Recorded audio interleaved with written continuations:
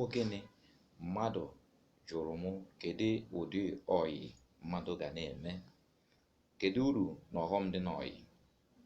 Ngwa ka m kọwatara unu uru ọghọm dị n'ọyị. Aga m akọwara unu ụzọ ọyị ịtọ enwe.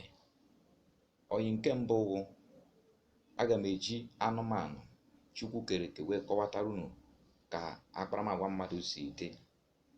Nke mbụ, o nwere anụ na-akpụ akpụ na dịka ngwere, lizard, a na-akpọ gịnị, chameleon, ndị Igbo na-akpọ ya ogumagana. Ihe anụ anwa ji dị iche bụ anụ a na-eme ọpụta ibe na-acha ọcha, ọpụta ibe na-eji oji, oje na mmiri nọrọ n'elu mmiri ọcha kọrọ mmiri ahụ.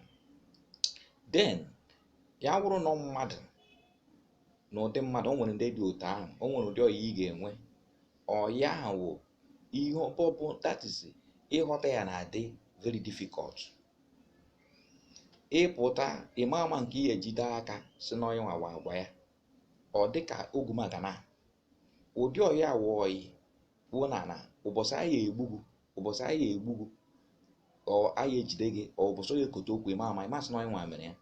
Because oje ebe ndị na-ese siga, ọ ndị na-ese igbo, ọ ndị na-eme ọtụtụ ihe dị iche iche, o ruo ebe ahụ ọcha kọlọ gachi osowe ha, ọ ya wụ dị kọlọ agwa ahụ, ọjọọ na ndị ahụ mewe ha ahụ. Erutebe na aka atọ gụnwa gụ ọyị ya, oru ha n'ebe ahụ ka o zụọ favọ, o chenje kọla oso ndị anwa, that is the chameleon, oso ndị anwa mee gịnị ka atọwa gị. Eru ebe a na-etu gị afa na ị na-eme ọfụma na ị na ebe ahụ, onye na-anya fụ na ndị ọyị gị n'ebe ahụ nwee ike kọrọ gị ihe ome, oso ha tuwe gị afa si na iwe ezigbo mmadụ. Ọ ga-afịa arụ ịghọta ọyị gị ahụ.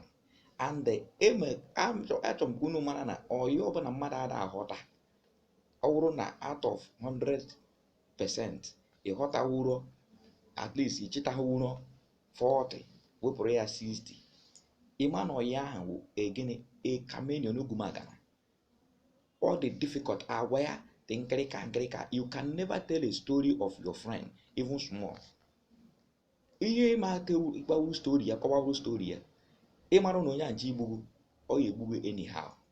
Ya wụrụ onye ori ịma ama, ya wụrụ onye ama ịma ama, ọ na-eme nsị na aja ịma ama, ọ na otu nzuzo ịma ama. Even self ihe ọ na-eri ga na-adị very difficult for you to understand. That kind of ọyị, they can kill you in anything called I. Ọ bụrụ na ha ji mma gbuo ogu, ha nwere ike imete ihe ya eme gịnị, egbuo ogu, and you can never know their truth. You can never know their truth. Ada ịma amata eziokwu ha. So ị nwere ụdị ọyị ahụ, the only thing you have to do, you come out from that relationship. Ọ iwere onye a mee gịnị as a friend. Enwe friends, nwe ya na-akpọ ọyị friend. Then enwe another type of calibers of friend different. Nke a wụ tortoise, mbekwu anụ Chineke kechara ya, nwe okpogoro ụnọ, that's okpogoro bones cover the tortoise. Ime ihe ọchịtụ okwute ọrịfụta isi ijide ya, ọ baa na okpokoro ya ahụ, which is ụlọ ya ahụ, then ọ gbabanye ebe ahụ, then ihe ọbụla ị na-akụ na-adazi n'azụ ya. So all ihe dị very cunning, is a cunning animal. Something all the too cunning. You cannot understand tortoise. Ma movement ya, ife niile ọ na-eme cunning. Ndị Igbo ji si na onye a na-awa awa ka mbekwu. Then inweta ụdị somebody ama ọyị na-eme aghụghọ, enyere juru ya na aghụghọ.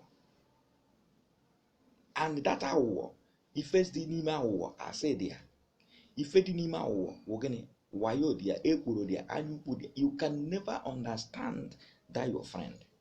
Ọ ya na-eme, ọ na-hide secret ya, na-amata nke gụnwa, ọ ya na-achị matachi ihe niile gbasatara gị, na-etinye na nke ya.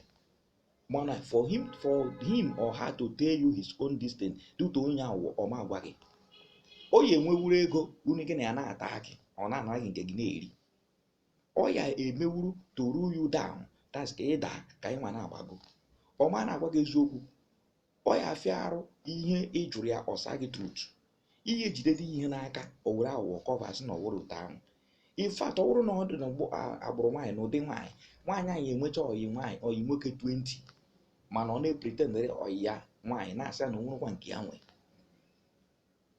onye a nwe ike sef ọma nwekwu ọma na-emedi ya ndụ ọma nwedi onwere nsogbu ọyị mana ọ ya na-eji nje ọya nwaanyị dute onye aghụghọ na-asị ya na gị mewe na ọ dị mma.